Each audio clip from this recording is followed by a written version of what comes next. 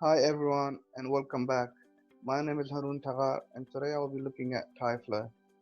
First I will go through how to download and install Tyflow, then show some very basics that can be done with Tyflow. So to download we need to go to this website called beta.tyflow.com or just simply search in Google Tyflow download, which will take us to this website. Then what we want to do is click on the download and tick the little box and click on the current version we want to download. These scenes examples are also worth looking at, so I would suggest them to download them as well. Once the download is done, it will give you the zip pack.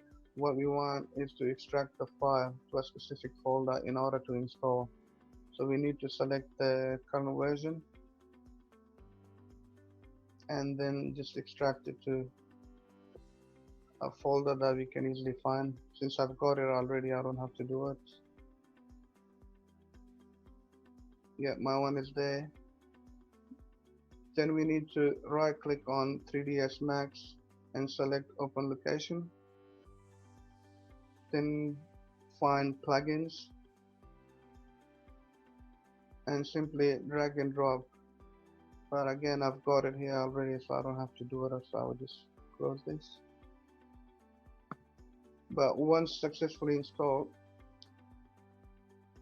you should now be able to see a Tyflow icon under the creation panel. If not, you need to restart your 3ds Max. So now that we have the Tyflow icon, just click on it and select it in the viewport. And now what we want to do is go to modify panel and open the editor.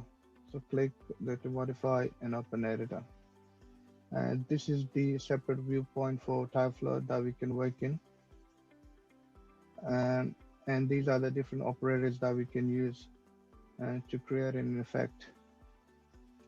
So to make a start, just to show you what Tyflow is or what it can do, I'll just simply right click preset flows and select the first one. Now if we drag the slider bar, you will see the effect. So the particle should be coming down. Yeah, so this is basically what Tyflow is. We can play with this, for example, change the shape by selecting going to setting. So select the shape and go to setting. And under the mesh, we can change it to 3D. So at the moment we've got cube, we can change it to pyramid, for example.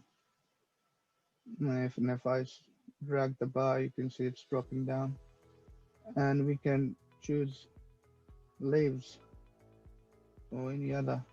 So yeah, we can play with it, and of course we can apply our own particles and change and have a different shape to create any effect. I will show you that in the next video, but I hope this was helpful.